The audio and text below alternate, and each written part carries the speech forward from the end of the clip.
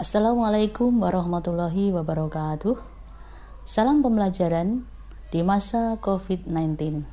Tetap semangat belajar walaupun stay at home.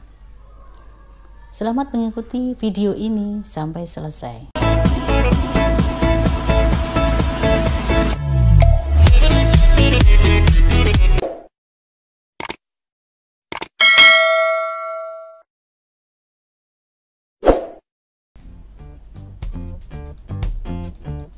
Kembali pada pembelajaran biologi SMA. Kali ini kita akan mempelajari materi kelas 12 semester 1, yaitu tentang pertumbuhan dan perkembangan pada tumbuhan. Adapun tujuan pembelajaran adalah mengidentifikasi faktor dalam dan faktor luar yang mempengaruhi pertumbuhan pada tumbuhan berdasarkan studi literatur. Pertumbuhan adalah merupakan peristiwa bertambahnya ukuran, jumlah, dan volume sel suatu organisme. Pada tumbuhan, pertumbuhan dapat berupa pemanjangan dan pembesaran batang dan akar, bertambah besar dan jumlah daun maupun bunga.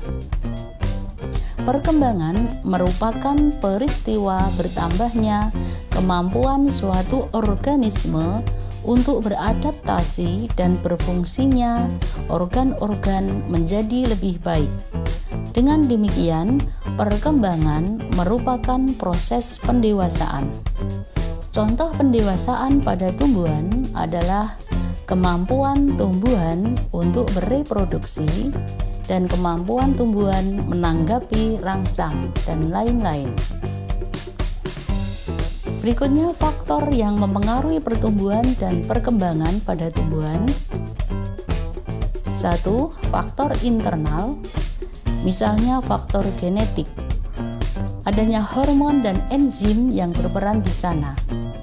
2. Faktor eksternal, seperti cahaya, kelembaban, ketersediaan nutrisi, kandungan oksigen, dan lain-lain.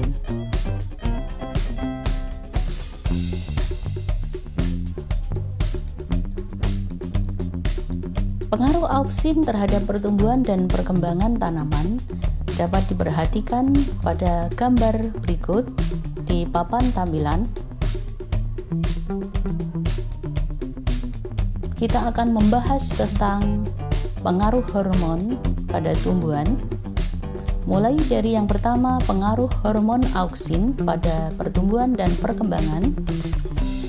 1. Mengatur pembesaran sel dan pemanjangan sel di belakang meristem ujung. 2. Meningkatkan perkembangan bunga dan buah. 3. Menyebabkan pembengkokan batang, dan lain-lain.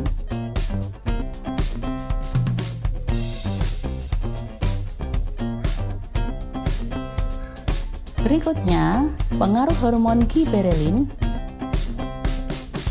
pada pertumbuhan dan perkembangan tumbuhan. Yang pertama, merangsang pemanjangan batang. 2. Merangsang aktivitas enzim amilase dan proteinase untuk mengaktifkan cadangan makanan di biji. 3. Merangsang pertumbuhan tunas yang dorman. 4. Menghilangkan dormansi biji untuk memacu perkecambahan. Dan 5. Merangsang pembungaan dan buah secara partenogenesis. Berikutnya pengaruh hormon sitokinin. Pada pertumbuhan dan perkembangan tumbuhan, sitokinin merangsang pembelahan dan pertumbuhan sel. 2. Merangsang pembentukan tunas lateral atau tunas samping. 3. Menghambat efek dormansi apikal oleh auksin. 4. Menunda penuaan pada tumbuhan. 5. Memacu perkembangan kloroplas. Dan 6. Mempertahankan kesegaran jaringan. Berikutnya pengaruh gas etilen.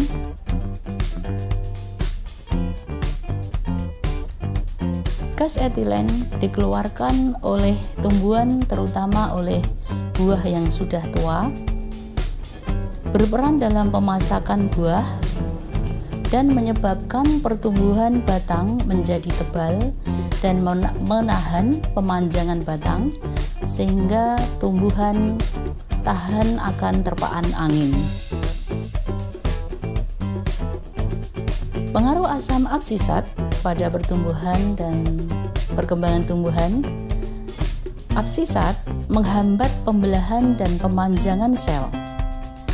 Absisat membantu tumbuhan bertahan pada kondisi yang buruk, mengurangi aktivitas transpirasi atau penguapan, dan membantu peluruhan daun pada musim kemarau atau musim kering, sehingga tumbuhan tetap dapat hidup pada musim kering. Berikutnya, pengaruh asam traumatin. Yang pertama, merangsang pembelahan sel di bagian jaringan tumbuhan yang luka, sehingga asam traumatin disebut juga dengan hormon luka.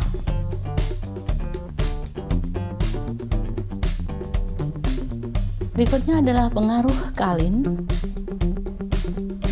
Kalin merangsang pembentukan organ pada tumbuhan. Hormon kalin diantaranya ada rizokalin untuk merangsang pembentukan akar, kaulokalin untuk merangsang pembentukan batang, filokalin merangsang pembentukan daun, dan antokalin untuk merangsang pembentukan bunga.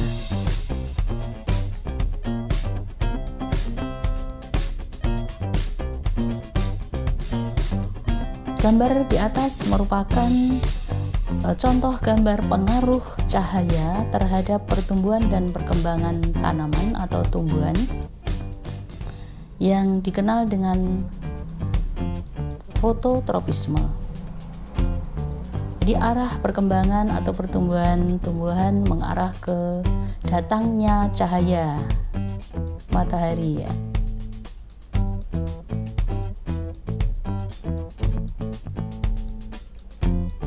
Di materi berikutnya akan ada tugas untuk kalian, yaitu melakukan percobaan perkecambahan tentang pengaruh cahaya terhadap pertumbuhan dan perkembangan tanaman. Adapun bahan-bahannya dari kacang hijau ya, nanti bisa disimak pada tayangan video berikutnya pada materi pertumbuhan dan perkembangan pada tumbuhan. Demikian penyampaian materi kali ini. Terima kasih, sampai jumpa pada video berikutnya.